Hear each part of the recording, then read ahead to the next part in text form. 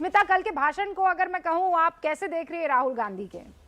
खासकर उनका ये कहना है कि चीन और पाकिस्तान की दोस्ती हो गई है, वो कॉन्फिडेंस कि चीन पक्का कुछ करने वाला है, देख लेना।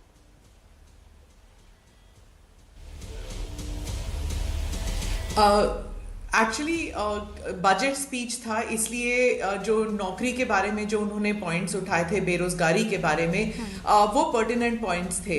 हाँ, जो सत्ता पक्ष है वो कहेगी कि पैंडेमिक की वजह से नौकरियां नहीं है, वो सब अलग बात है। लेकिन जो उन्होंने जुडिशरी के बारे में कहा, जो न्याय तंत्र के बारे में कहा, उसे अगर क्रिटिसाइज करना ही था तो बहुत से कारण है क्रिटिसाइज करने के लिए।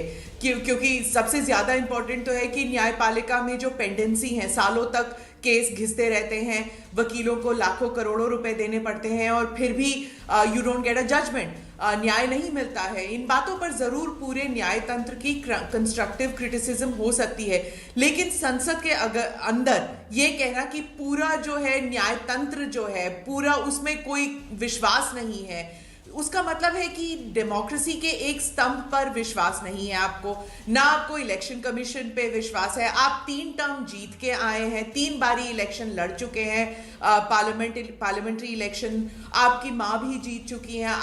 इतनी बारी अगर इलेक्शन कमीशन पर विश्वास नहीं था तो आप ना लड़ते इलेक्शन। और अगर आप ये कहना चाहते हैं कि 2014 के बाद इलेक्शन कमीशन को कॉम्प्रोमाइज हुआ है, जुडिशरी कॉम्प्रोमाइज हुई है, इलेक्शन कमीशन अगर कॉम्प्रोमाइज हुआ है तो उसके बाद आप इलेक्शन क्यों लड़े? नहीं लड़ना चाहिए था। तो क्या हम वो इलेक्शंस रद्द कर दें जो 2014 के बाद हुई है, जो 2020 में हुई है, क्या उसको रद्द कर दें? 2021 में जो हुई है, वेस्ट बंगाल का इलेक्शन रद्द कर दें, तमिलनाडु का इलेक्शन रद्द कर दें।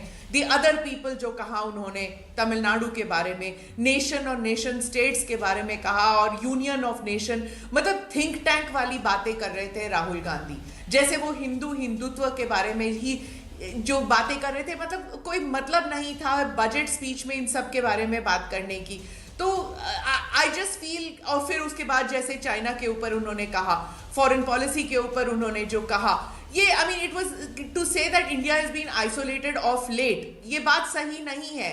क्योंकि चाइना और पाकिस्तान, सभी विशेषज्ञों ने कह दिया है कि चाइना और पाकिस्तान गले की हड्डी बनी हुई है, पता नहीं कब से, नेहरू के टाइम से बनी हुई है। और अगर हम कहें कि हाँ, नेहरू को क्रिटिसाइज नहीं करना चाहिए, नेहरू को या इंदिरा गांधी को नहीं कहना चाहिए, उन्हें फॉरेन पॉलिसी के ऊपर अभी नहीं लाना चाहिए, लेकिन राहुल गांधी खुद लेके आए हैं। तो अगर राहुल गांधी संसद में अगर उन्होंने पंडित नेहरू का जिक्र किया या इंदिरा गांधी का जिक्र किया, हाँ कह दिया मेरी दादी और मेरे पूर्वज, तो फिर दे आर फेयर गेम, उनकी क्रिटिसिज्म जरूर होगी कि उनके फॉरेन पॉलिसी को लेके क्रिटिसिज्म जरूर होगी।